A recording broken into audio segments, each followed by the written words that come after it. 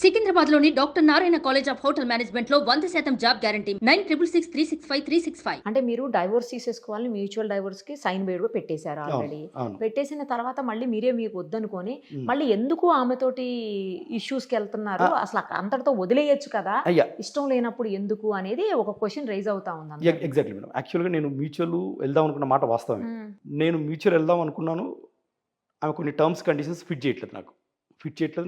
నాకు guilty feeling ఉంది. యాక్చువల్‌గా నేను ఆ రోజు మ్యూచువల్ మీద సైన్ పెట్టింది కూడా మనస్ఫూర్తిగా పెట్టలేదు నేను. థ్రెట్, అప్రహెన్షన్స్ రకరకాల ప్రెషర్ పెట్టారు నన్ను. నా బాధ ఏంటంటే నేను ఐడియాలజికల్‌గా పెరిగిన వ్యక్తిని. నిజం చచ్చిపోకూడదు. నిజం చచ్చిపోతే రేపొద్దున నా పిల్లల దగ్గర నాకు ఇబ్బంది అవుతుంది.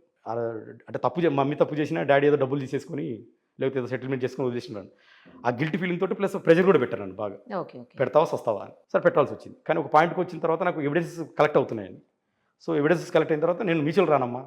డైవర్స్ అయితే పక్కా నీకు. అందులో డౌట్ లేదు. కంటెస్ట్ చేస్తాను సరే అగ్రెసివ్ అయిపోయిందమ్మ.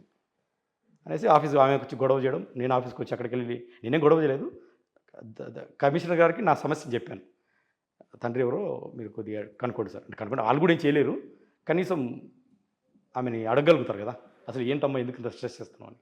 ఆ లెటర్ లీక్ అయింది. లీక్ అయిపోవడంలో దాంట్లో నేను పెట్టిన ఇది నా యొక్క డౌటే అది. ఆ 2 పేర్లు డౌటు. నాకున్న జరిగిన ఆమె చెప్పిన దాన్ని బట్టి. అసలు అందరూ అనేది ఏంటంటే, ఆ! ఆమె వద్దనుకున్నప్పుడు ఇంక అసలు ఆ పిల్లోడు ఎవరికి పుడితే ఈయనకెందుకు అనేది ఒక పాయింట్. ఓకే. ఇంకోటి ఏంటంటే, ఈయనకి డైవోర్స్ అయిపోయినాయి అని ఆమె క్లియర్‌గా చెప్తుంది. డైవోర్స్ అయిపోయిన అతనికి అసలు ఇంక మిగతా తర్వాత ఏం జరిగింది అనేది అతనికి ఏం సంబంధం అని అంటున్నారు. ఆ 2016లో అసలు డైవర్స్ అవ్వలేదు మేడం. Fake documents. ఒకవేళ తను ఏ డాక్యుమెంట్ అయితే చూపిస్తుందో I'm ready for any test. దాన్ని మీరు ఫోరెన్సిక్ పంపించినా పర్లేదు. ఓకే. నన్ను ఆమె 16 డాక్యుమెంట్ చూపెడుతుందా? 2016 అంటే దాని మీద 2016 అని ఉంది. ఓకే. 2016 అని ఉంది. హ్మ్. అప్పుడు డాక్యుమెంట్ తెచ్చుకొని నన్ను భయపట్టించి థ్రెట్ చేసి జూన్లో రాయించుకుంది అది. అందుకే నేను ఓపెన్గా చెప్తున్నాను. దాన్ని మీరు ఫోరెన్సిక్ పంపించినా పర్లేదు. నన్ను లై డిటెక్టర్ పిలిచినా పర్లేదు. ఓకే. మీరు ఫోరెన్సిక్ పంపిస్తే తెలిసిపోతుంది. ఇంక్ ఎప్పుడు రాశారు, స్క్రిప్ట్ ఎప్పుడు రాశారు, సిగ్నేచర్ 2016 ఎక్కడ 2024 ఆల్మోస్ట్ 8-10 ఏళ్ళు తేడా. సో ఈజీగా తెలిసిపోతుంది. అందుకే నేను ఓపెన్గా ఛాలెంజ్ చెప్తున్నాను. అది మొన్న రాసిందే. మీకు ఎవరైనా సపోర్ట్ చేస్తున్నారా? లేదు, బ్యాక్ సైడ్ నుంచి? ఎవరు సపోర్ట్ లేదు. అది కూడా కొంతమంది అంటున్నారు. లేదు. ఎవరో సపోర్ట్ చేస్తున్నారు. నేను అసలు అట్లాంటిది ఏమన్నా ఉందా? నేను ఒక విద్యావేత్తను, ఒక అకాడమిషియన్, ఎడ్యుకేషనిస్ట్. నేను పొలిటీషియన్ కాదు, ఇండస్ట్రియలిస్ట్ కాదు. నాకు ఎవరితో సంబంధం. నేను అసలు 2 ఏళ్ళు అమెరికాలో ఇక్కడ లేను, ఇండియాలో. ఎవరితో సంబంధం ఉంటుంది నాకు జనవరిలో సడన్ గా జాన్యువరిలో ఇష్యూ అవుతే జాన్యువరిలోనే రైజ్ చేయకుండా లేకపోతే ఫిబ్రవరిలో రైజ్ చేయకుండా ఇప్పుడు ఈ 10 రోజుల నుంచి లేకపోతే వారం రోజుల నుంచి మీడియా ముందుకు వచ్చి ఇప్పుడు ఎందుకు రైజ్ చేస్తున్నారు అని కొంతమంది అంటున్నారు. మేడం, నేను జనవరిలో వచ్చాను. ఇల్లు 2 ఏళ్ళు నడిచిందని నాకు ఎవిడెన్సెస్ కావాలి కదా. ఆ ఎవిడెన్స్ అని కలెక్ట్ చేసుకుని చాలా టైం పడుతుంది. ఓకే. ఓకే. నాకు ఎంత, నేను విజయవాడ వెళ్ళాలి, విశాఖపట్నం వెళ్ళాలి, Right. డెలివరీ అయిందేమో వైజాగ్లో, రైట్. ఉన్నదేమో విజయవాడలో ఇల్లు కనుక్కునికి నాకు 20,000 ఖర్చు అయింది. వాడికి 5,000, వాడికి 5,000. దొరికిందా మొత్తానికి? మొత్తానికి దొరికింది. వాడికి ఒక 5,000 ఇచ్చి, అంటే అందరికీ తెలుసు ఇల్లు. కానీ మేడం భయంకి ఎవరు చెప్పరు, అలా సబార్డినేట్స్. ఓకే. ఓకే. నేను చెప్తే నా పేరు మీదకి వస్తుంది, నా పేరు అంటే తల వల్ల మీదకి వస్తుంది. అదే నాకు 10-15 రానికి పోనీకి, హోటల్లో ఉండడానికి, ఆ ఇల్లు అడ్రస్ కనుక్కునికి, అంటే నేను డాక్యుమెంట్స్ దీనికి ఎంత ఖర్చు అవుతుంది మేడం నాకు. అవునులే. సో నాకు 6 నెలలు మినిమం టైం కూడా పడుతుంది. టైం పడుతుంది కదా. నేను ఎంప్లాయీని. నేను అక్కడ ఆఫీస్కి కూడా వెళ్ళాలి. ఫుల్ టైం చేయలేరు కదా. ఫుల్ టైం చేయలేదు. నేను ఆఫీస్కి వెళ్ళాలి. ఓన్లీ వీకెండ్స్ మాత్రమే వెళ్ళాలి అక్కడికి. సో ఈ 6 నెలల టైంలో నేను కావాల్సిన అన్ని కలెక్ట్ చేసుకున్నాను. అందుకే మ్యూచువల్ వెళ్ళబుద్ధి కాదు. నాకు ఇన్ని నిజాలు తెలిసినప్పుడు వై షుడ్ ఐ కాంప్రమైజ్. నిజాలు తెలిసినప్పుడు ప్రజల ముందు పెడదాం. ఫైనల్ గా మీరు ఏం కోరుకుంటున్నారో చెప్పండి అసలు. మీకు మేడం, ఏం ఫైనల్గా ఒకటే పాయింట్. ఎలాంటి న్యాయం? ఇప్పుడు ఆ బేబీ నా బేబీ కాదనేది నాకు తెలిసిన విషయము. ఇప్పుడు ఆ బేబీకి తండ్రి ఎవరో తెలియాల్సిన అవసరం చాలా ఉంది. ఎందుకంటే మీరు అంటున్నట్టు ఆ బేబీ నీకు కాదని నీకు ఎందుకు ఎగ్జిట్ అయిపోవచ్చు కదా అంటారు. రాంగ్ అది. ఆ బేబీకి తండ్రి తెలియకపోతే ఫస్ట్ ఆఫ్ ఆల్ ఆ బేబీ తండ్రి దైవస్వరూపం, చిన్నపిల్లడు. ఆ బేబీకి తండ్రి తెలిస్తే ఆ బేబీ రేపు వచ్చే దినాల్లో గౌరవంగా బతుకుతాడు. నా తండ్రి ఈయన అని. 1. 2, ఒకవేళ తండ్రి తెలియకపోతే ఇప్పుడు ఆ తండ్రి ఎవరు శాంతికి తెలిసినా కూడా రేపొద్దున వాళ్ళు యాక్సెప్ట్ చేయలేదనుకో. ఒకవేళ నేను ఆడపిల్ల నా పిల్లలే, ₹1 నా పిల్లలు సంపాదించుకున్నప్పుడు నేను ఈ అబ్బాయి నా దగ్గరకు వచ్చి నా నాన్న నువ్వే అన్నావు అనుకో, నా దగ్గర అప్పుడు ప్రూఫ్ ఉండదు. అప్పుడు ఎందుకు అడగలేదు అంటారు మీరంతా మళ్ళీ మీడియా వాళ్ళు. ఆ రోజున ఎందుకు చేయలేదు పంచాయతీ. కాబట్టి ఆ పంచాయతీ ఏదో ఇప్పుడే ప్రొయాక్టివ్గా చొరవ తీసుకొని okay. Let us close that issue now itself. ఆ DNA టెస్ట్ నాకు చేయండి, శాంతి గారికి చేయండి. ఆమె చెప్పిన పేర్లు ఎవరైతే ఉన్నారో, విజయసాయిరెడ్డి సార్ గారిని, లేకపోతే మెడికల్ రికార్డ్స్ ప్రకారం నేను అనుకున్నటువంటి పోతిరెడ్డి సుభాష్ గారి కానీ, వీళ్ళందరూ పిలిపించేస్తే క్లారిటీ వచ్చేస్తుంది కదా. క్లియర్ ఇష్యూస్ ఇక్కడితో. మీరు కేసు ఫైల్ చేశారా? ఎస్ మేడం, అంటే అంత రెడీ చేశాను. Okay. Maybe tomorrow today will drop the DNA test. మీకు ఏమైనా థ్రెటనింగ్ కాల్స్ వస్తున్నాయా? ప్రస్తుతానికైతే ఏం లేవు మేడం. శాంతే స్టార్టింగ్లో భయపడిచ్చింది. అదే. అక్కడెక్కడ సిగ్నేచర్లు పెడతావా లేదా, నేను లేపేస్తారు, నువ్వెంత ఇది. నయానా భయానా చేసింది, అన్ని రకాలు చేసింది. ఉమ్, సో నాకు ఇప్పుడు ఎవిడెన్స్ దొరికి ఇప్పుడు నేను అంతే ఫస్ట్ టైం నిన్న మీడియా ముందుకు రావడం, ఓకే. జరిగినట్టే చెప్పాను, ఉమ్, ఎక్కడ కూడా డివియేషన్ లేదు. So I want to stick to the truth. So ఇక్కడ పెద్ద ఆయన విజయసాయిరెడ్డి సార్ అంటే నాకు అభిమానం. ఆయన నాకు సాయం చేశారు. అమెరికా వెళ్ళేటప్పుడు కూడా ఫైల్ క్లియరెన్స్ ఏదో ఉంటే ఢిల్లీకి ఫోన్ చేసి ఓకే.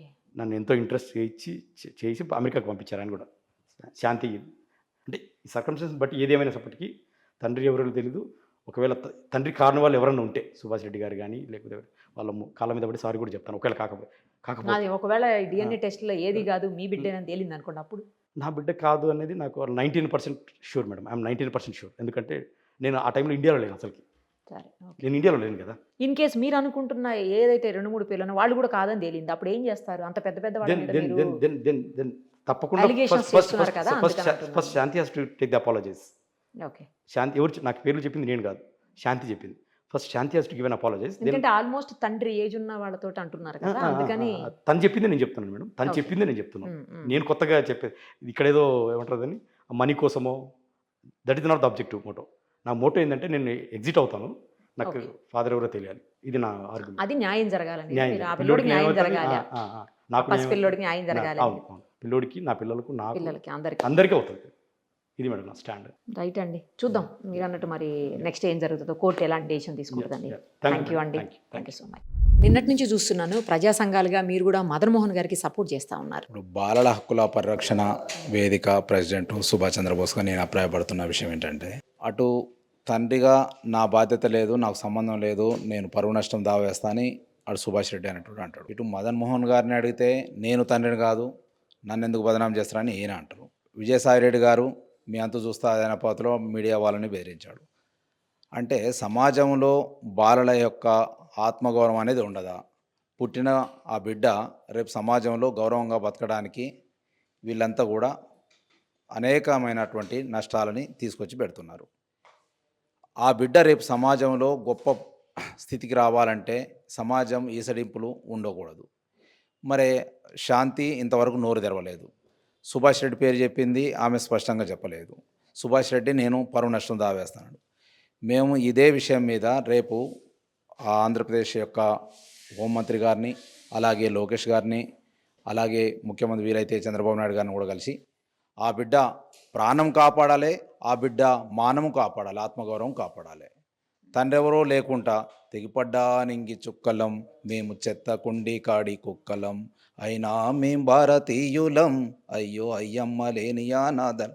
ఏంటండి 75 ఏళ్ల స్వతంత్ర భారతవనిలో చదువుకున్న వాళ్ళు, దేశానికి చట్టాలు చేయవలసిన వాళ్ళు, దేశానికి మేలు చేయాల్సిన వాళ్ళు, మేధావులు ఇదా చేసేది? ఎవరన్నా అవగాహన లేని వాళ్ళు చేస్తే మనం హక్కున చేర్చుకోవాలి ఆ బిడ్డని, అటువంటి వాళ్లకు దారి చూపాలి. ఇక్కడ శాంతి చదువుకున్నది ఉన్నతమైనటువంటి స్థానంలో ఉన్నది, మదన్ మోహన్ గారు చదువుకున్నాడు ఉన్నతమైన స్థానంలో ఉన్నారు.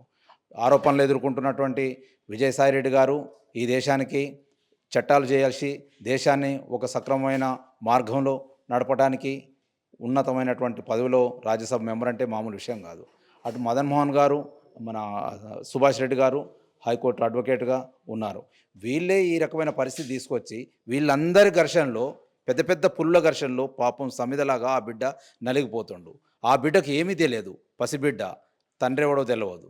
అంటే రేపు సమాజం ఎంత ఈసడింపు, నీ తండ్రి ఎవడరా తెలియదండి.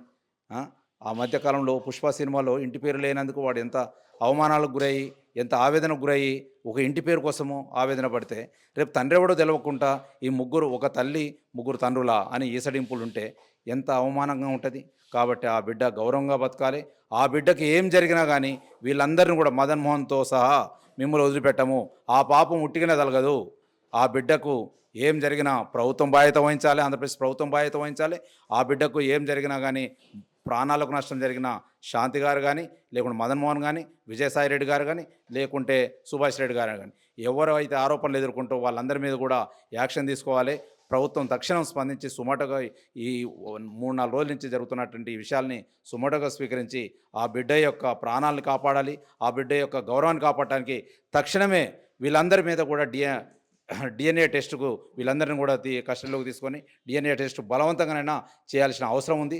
డిఎన్ఏ టెస్ట్ చేయాలనేది బాలల హక్కుల సంఘంగా మేము డిమాండ్ చేస్తున్నాం రాష్ట్ర ప్రభుత్వాన్ని. సుమన్ టీవీలో మీ పర్సనల్ అండ్ బిజినెస్ ప్రమోషన్స్ కోసం కింది నెంబర్కి కాంటాక్ట్ చేయండి.